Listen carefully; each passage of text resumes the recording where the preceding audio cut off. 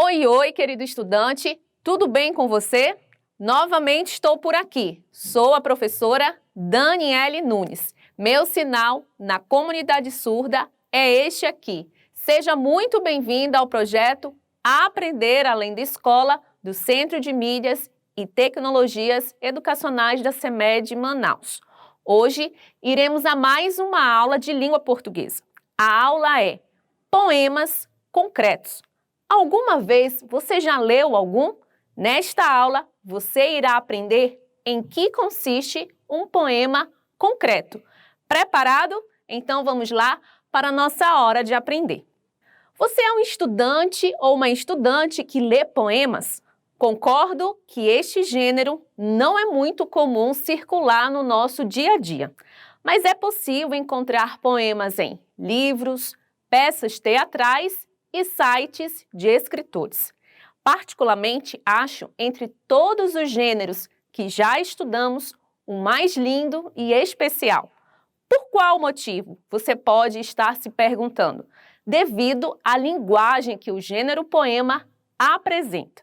O objetivo de um poema é expressar um sentimento, uma emoção, através de versos e estrofes. Lembra que a estrutura de um poema é assim? Versos e estrofes. O poema expressa aquilo que uma notícia, fábula, biografia ou receita não conseguem expressar. E existem vários elementos do nosso dia a dia que podem despertar um sentimento e uma emoção nos poetas e nas pessoas comuns, ao ponto de virar poema. Querem ver? Veja esta imagem na tela. Você acha que é possível que uma xícara de café seja capaz de despertar emoções ou sentimentos em um poema? Observe na próxima tela que isso é possível sim. Xícara. E me pergunto já em prosa, existe coisa mais gostosa? Na tarde fria de julho, voa o cheiro, o barulho do café descendo quente pelo bule reluzente. Fábio Seguchi. Qual a emoção ou sentimento que foram expressados neste poema? Isso! O texto remete sobre a sensação agradável que o café provoca nos nossos sentidos. Você já parou para sentir o cheiro gostoso que o café oferece quando alguém está fazendo um? Pois é, lembre-se deste cheiro para entender este poema. Qual a ideia central do poema lido? O texto explana sobre o café, sendo coado no mês de julho e tomado em uma xícara. Bem, você visualizou aqui como uma xícara de café pode despertar sentimentos e emoções. E toda essa emoção foi expressada através de um poema. Isso não seria possível, por exemplo, através de uma notícia, concorda? Por isso, existem os poemas. Quero fazer uma outra pergunta a você.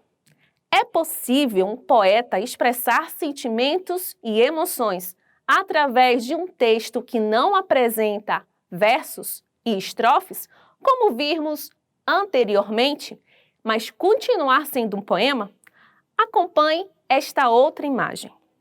Qual a imagem que vem à sua mente observando este poema? Uma xícara? Qual a relação da xícara com o que está escrito? Vamos ler? Observe o que está escrito, começando pelo meio do texto. E me pergunto já em prosa, existe coisa mais gostosa? Na tarde fria de julho, voa o cheiro, o barulho do café descendo quente pelo bule reluzente. Percebeu que é o mesmo texto? Lá no primeiro texto, não há imagem, já neste há. E a presença da imagem veio para ajudar a dar um sentido ao que está escrito. E isso facilita a compreensão. Veja que as frases do texto formam uma xícara. Até a fumaça do café quente está representada pelo texto. Chamamos esse tipo de texto de poema concreto. Veja na próxima tela a definição. Veja, poema concreto é um poema no qual recursos visuais são abundantemente explorados, embora eles não excluam outras possibilidades literárias, sejam elas sonoras ou verbais, por exemplo. Ou seja, nos poemas concretos, as palavras formam imagens. É uma forma de dialogar entre o texto e a imagem. Desse modo, o sentido de um poema concreto é dado pelo formato do texto e pela distribuição das letras. Para você compreender mais, leremos outros poemas concretos. O que você percebe neste poema? Veja que o título do poema é Velocidade. E a palavra velocidade é representada pelo uso da letra V, que funciona como uma seta e que também vai sendo diminuída conforme vai se acrescentando uma nova letra para formar a palavra velocidade, conforme vai descendo através do poema. No final, a palavra velocidade fica escrita na vertical, no lado direito, como vocês podem ver, e na horizontal, na parte inferior. Vamos analisar um outro poema concreto? Observe a imagem formada. Ela lembra de que animal? Um gato. Vocês conseguem perceber isso? A imagem do gato foi construída através de palavras. Que palavras são essas? Vocês conseguem compreender? Este poema é composto pelas palavras rom e pela letra z. As duas palavras repetem-se em todo o texto. O que elas significam? Qual a relação delas com a imagem do gato, querido aluno e querida aluna? Consegue pensar? Para te ajudar, leia o título do poema. Canção de ninar para gato com insônia. Desse modo, podemos concluir que a repetição da palavra rom lembra a palavra rom, rom, que é o som produzido por gatos quando dormem ou descansam. A repetição da letra Z indica uma representação do som de alguém dormindo. Compreendeu? Há sempre um jeito de brincar com as palavras, viu? Tendo visto alguns poemas concretos, vamos agora verificar quais as principais características. Principal característica, vamos lá. Presença de linguagem verbal e não verbal. A linguagem verbal é também chamada de linguagem verbalizada. É expressa por meio de palavras escritas ou falada, como você viu em todos os poemas aqui. Há também presente a linguagem não verbal. A linguagem não verbal não usa palavras para se comunicar. No caso do poema concreto, é utilizado imagens para dar sentido ao que se quer passar. Por isso, você viu poemas em forma de xícara e gato. E muitas outras formas podem ser usadas para dar um sentido ao texto. Assim sendo, sempre há uma relação entre as palavras escritas e o formato das imagens presentes no poema concreto. Fazendo esta relação, você conseguirá compreender melhor o poema. Segunda característica, você viu no início da aula um poema que tinha versos, lembra? Isso não é possível em um poema concreto, ok? Nem versos e nem estrofes.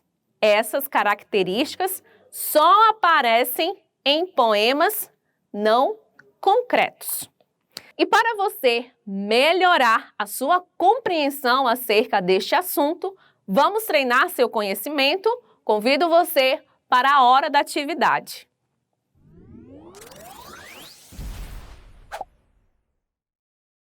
Atividade número 1. Leia o texto abaixo e identifique qual o tema central. Vamos lá.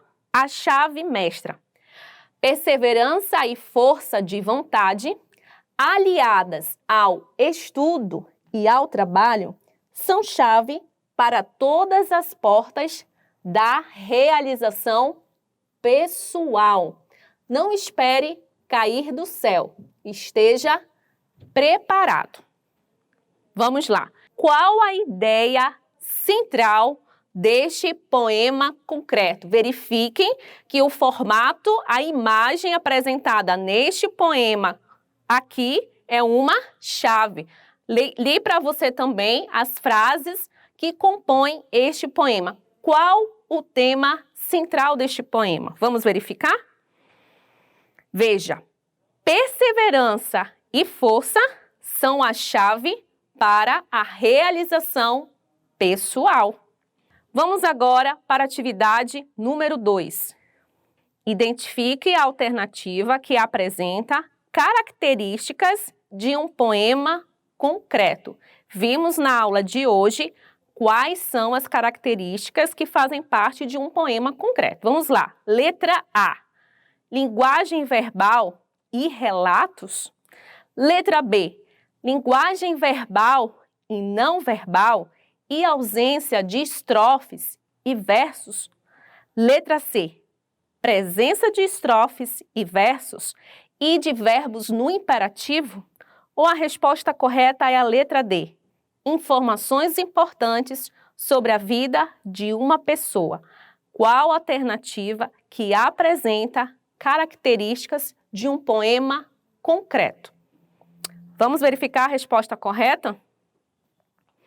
A resposta correta é a letra B, conforme vimos na aula de hoje. Veja, linguagem verbal e não verbal e ausência de estrofes e versos.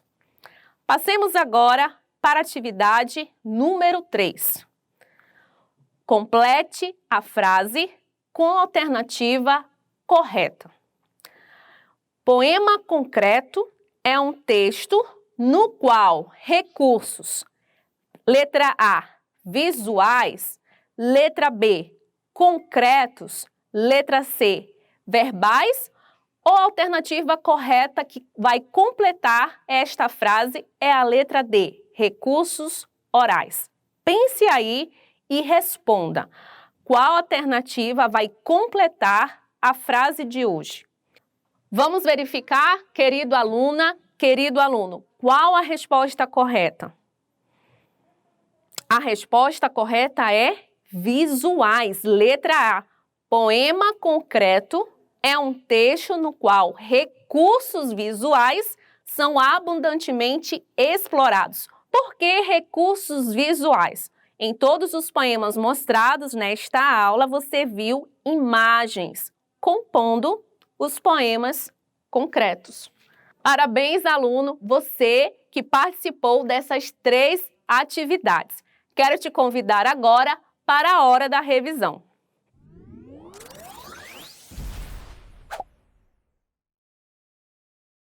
Os poemas que, por meio de um trabalho com letras, palavras e seus significados, procuram transmitir, além de emoções e sentimentos, o movimento, as cores, as formas, são chamados de poemas concretos. São poemas que foram feitos não apenas para serem sentidos, mas também para serem vistos, como uma fotografia ou uma pintura. Por isso, o principal recurso que o poeta usa para escrever um poema concreto é o visual. Vamos lembrar agora de outras características que fazem parte de um poema concreto. Veja, presença da linguagem verbal e não verbal, lembrando que linguagem verbal é também chamada de linguagem verbalizada, que é expressa por meio de palavras escritas ou faladas, como vimos em todos os poemas nesta aula. Há também presente a linguagem não verbal no poema concreto.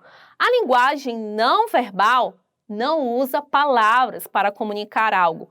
No caso do poema concreto, é utilizado imagens para dar sentido ao que se quer passar. Por isso, você viu poemas em forma de xícara, gato e chave. E muitas outras formas podem ser usadas para dar sentido ao texto. Assim sendo, sempre há uma relação entre as palavras escritas e o formato das imagens presentes. Nos poemas não concretos, há uma estrutura fixa. Sempre há versos e estrofes. Isso no poema concreto não é possível, ok? Nem versos e nem estrofes. Lembre-se, toda vez em que se falar em poema concreto, a própria estrutura é que deve comunicar a mensagem. As palavras distribuídas nesta estrutura vão complementar o sentido. Combinado? Quero terminar esta aula deixando 2 desafios a você, aluno e aluna. Vou mostrar 2 imagens para você e, através delas, você pensará e produzirá um poema concreto, ok? Veja, temos um sol. Que tal fazer um poema concreto usando a imagem de um sol como este? Use a sua criatividade e imaginação. Aprenda a brincar com as palavras. Vamos então para a próxima imagem. Já pensou em fazer um poema concreto usando a imagem de um coração como este? Quais palavras esta imagem lhe faz pensar? Amor, carinho, mãe, pai? Você pode usar estas palavras para compor este poema. Por exemplo, encerramos mais uma aula bastante produtiva de língua portuguesa. Aguardo você na nossa próxima aula. Até mais e tchau, tchau!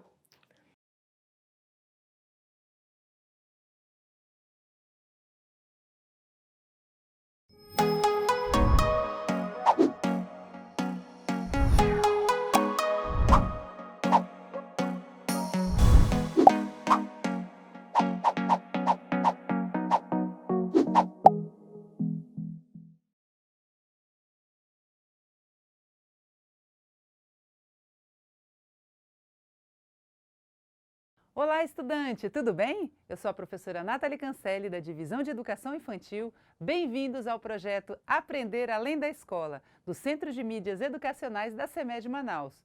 Estou aqui no quadro Eba! Vamos jogar? Nossa aula de hoje será sobre o badminton.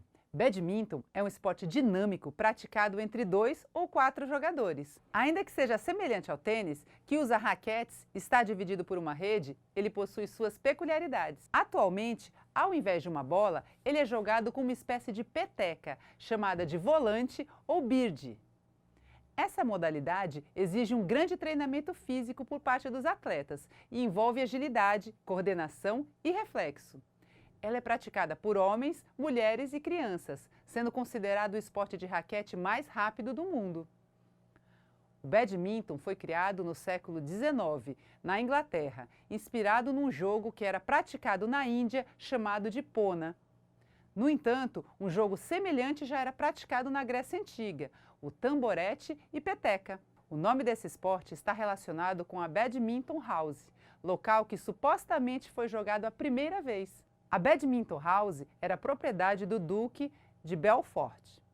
Sua popularidade foi crescendo com o passar do tempo. Da Inglaterra, ele foi levado para outros países da Europa, Ásia e América. No Brasil, o badminton ainda não é um jogo muito popular, embora essa modalidade venha crescendo a cada ano. Sua consolidação se deu com a fundação da Federação Internacional de Badminton em 1934. Atualmente, o nome desse órgão é Federação Mundial de Badminton, BWF, e sua sede está localizada na Inglaterra.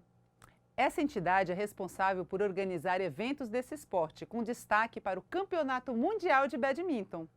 Hoje, mais de 130 países são membros da federação. Alguns países que dominam esse esporte são China, Indonésia, Coreia e Malásia, todos no continente asiático. Somente no início da década de 90 que o badminton foi incluído nas modalidades olímpicas. Sua estreia aconteceu nas Olimpíadas de Barcelona em 1992. No Brasil, a primeira partida oficial de badminton foi realizada em São Paulo no início da década de 80. Em 1993, foi criada a Confederação Brasileira de Badminton, responsável por organizar eventos desse esporte no Brasil. Sem dúvida, esse momento foi crucial para o aumento da prática do badminton no território nacional. O badminton está baseado em movimentos de saque e defesa. A quadra do badminton é dividida por uma rede, que está a cerca de 1,55 m de altura. Uma partida de badminton possui 3 sets de 21 pontos cada. Vence o jogo quem fizer 2 sets primeiro. Jogado com raquete e peteca, ganha ponto quem deixar a peteca tocar no espaço adversário. Portanto, o importante não é deixar a peteca tocar no chão.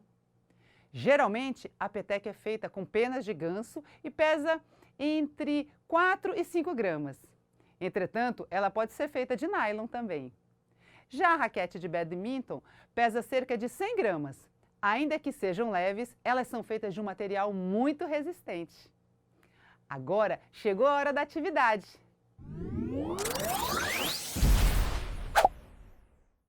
Eu trouxe a raquete de badminton e a peteca original. Deixa eu mostrar para vocês, olha aqui. Ó. Essa aqui é a raquete do badminton. Olha aí, tem um corpo mais fininho, né? Uma cabeça menor, diferente da de tênis. Tá bom? E aí a gente vai aprender, vamos já jogar. Essa aqui são as originais, né? A gente joga um contra um ou duplas, né? E temos a peteca. Essa não é a de pena de ganso, né? Essa é a de nylon que eu trouxe para a gente poder usar como modelo, certo? Mas aí você vai virar para mim, poxa, professora, mas eu não tenho a raquete original, nem a peteca. Não tem problema, a gente pode construir o nosso material. Olha só, a gente pode fazer a peteca. Lembra? A gente já ensinou isso numa aula. Olha só, a peteca a gente pode fazer como? Pego folhas de papel, folha de jornal, folhas velhas, amasso bastante, amasso e faço uma bolinha, certo? Fez uma bolinha. Pego um saquinho de lixo, ó, um plástico qualquer que você tiver, coloco a minha bolinha dentro e aí, ó, cubro, puxo e vou cobrir. Dou um lacinho com barbante, tá pronta a nossa peteca. Dá pra gente brincar e se divertir bastante, ok? Fizemos a nossa peteca. E agora a raquete? Como que a gente faz, professora? Olha só, eu sei que vocês são muito criativos, não é?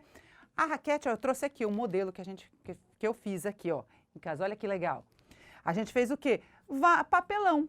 Fiz um molde no papelão da raquete e aí recortei. Só que só um papelão não dá certo, porque ó, quando a bolinha bater, ela pode quebrar. Então a gente colei aqui ó, uns quatro papelões, um em cima do outro, para ela ficar bem forte, para quando eu bater aqui a bolinha, ela não dobrar, certo? E aí fiz o cabo para eu poder segurar e tá pronto. Olha só, bem parecida, né? Posso até tentar fazer num tamanho maior, mas aí você usa a sua criatividade em casa, certo? Então agora vamos fazer uma atividade? Vamos fazer um jogo? Agora vamos fazer o nosso primeiro jogo, certo? Vamos lá. Primeiro, utilizando a nossa peteca e o nosso braço, certo? Depois a gente vai usar a nossa raquete.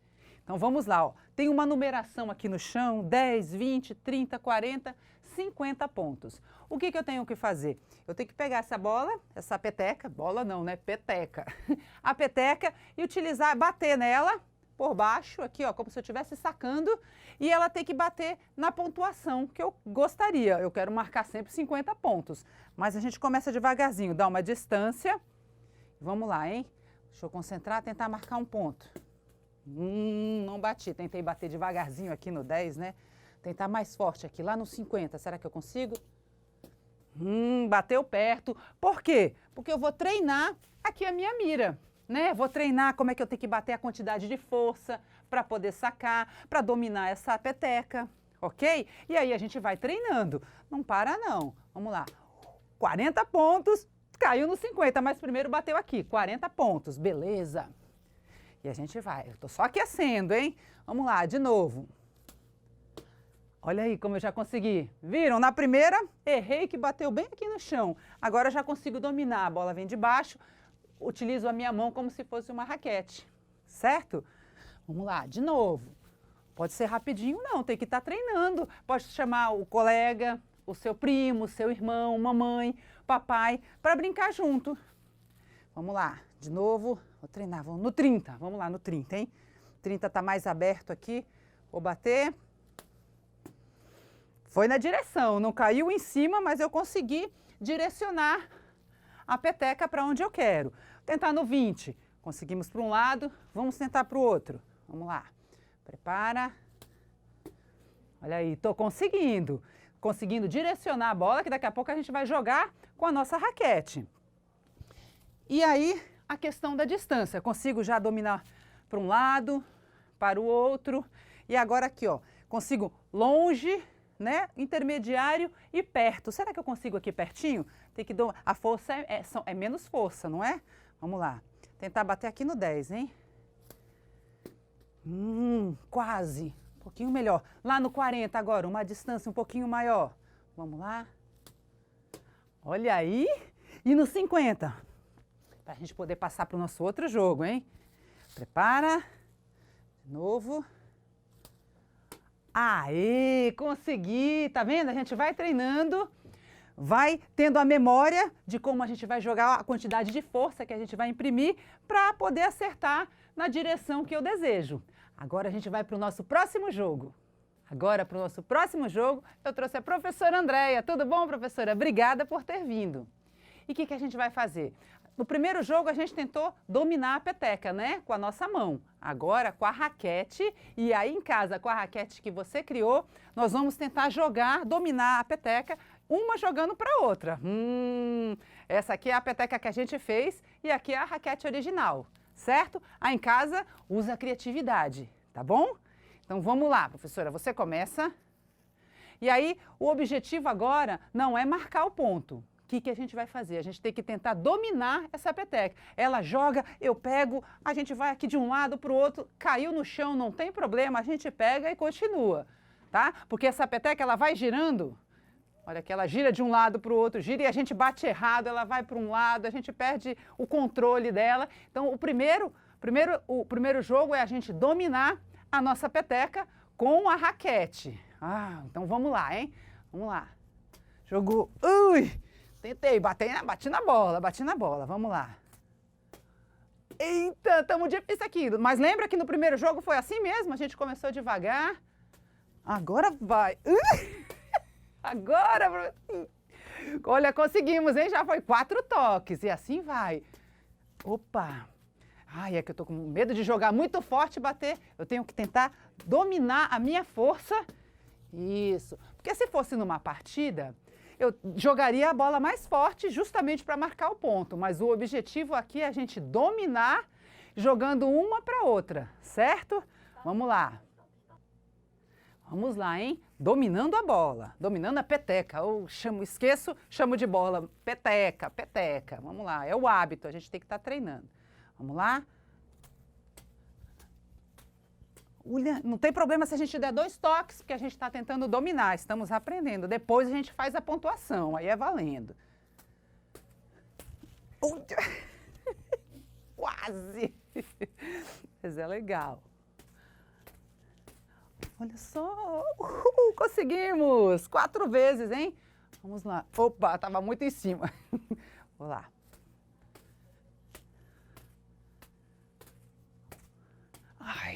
Usei muita força, mas tá melhorando, tá vendo? Como a gente vai treinando, a gente vai exercitando, a gente vai desenvolvendo o domínio da peteca na raquete, certo? Agora, vamos fazer valendo uma partida? Vamos lá. Claro que a gente tem, lembra que eu falei, temos também a rede no badminton, aqui. Só que aqui, como a gente está aprendendo, eu não vou colocar a rede ainda. Mas aí em casa, vocês podem colocar um barbante, uma cadeira, que pode, né, marcar como se fosse a rede de vocês. Agora, professora, vamos fazer uma partida valendo, pontuando agora. Agora o objetivo é o marcar pontos, hein? A gente não vai mais tentar dominar a peteca. Vamos tentar jogar marcando ponto, Raia. Está mais fácil, né? Que a gente já não estava conseguindo dominar, mas assim mesmo. Vamos lá. Prepara, vou sacar, hein? Ui! Ponto da professora Andréia. 1-0. Vamos lá. Ui! Adoro! A gente se diverte aqui, pensa que não, é? Vamos lá. Ponto, foi ponto meu. Você que jogou no chão, né? É ponto meu, eu saco. Olha aí, presta atenção, presta atenção. De novo. Ah, marquei mais um ponto. Realmente, quando a gente dá um saque muito em cima, aí não deu tempo dela a se afastar e dominar essa peteca.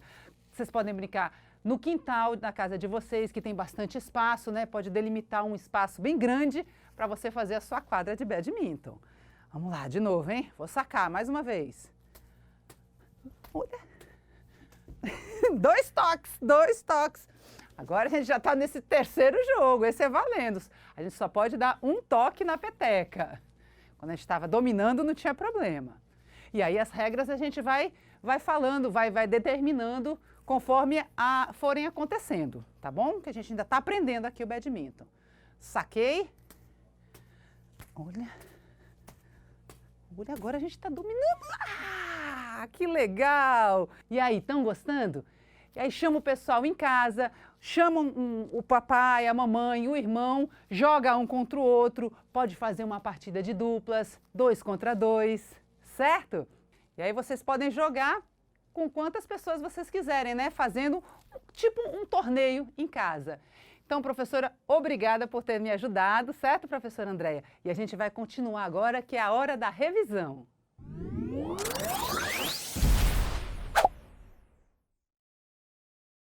Adorei jogar badminton. Vamos revisar o que aprendemos hoje? O badminton é um jogo muito popular e vem crescendo a cada ano. Está baseado em movimentos de saque e defesa. Jogado com raquete e peteca, ganha ponto quem deixar a peteca tocar no espaço adversário. A quadra de badminton é dividida por uma rede que está a cerca de 1,55 m de altura. Uma partida de badminton possui 3 sets de 21 pontos cada. Vence o jogo quem fizer 2 sets primeiro. Espero que vocês tenham gostado e até o próximo. Eba! Vamos jogar?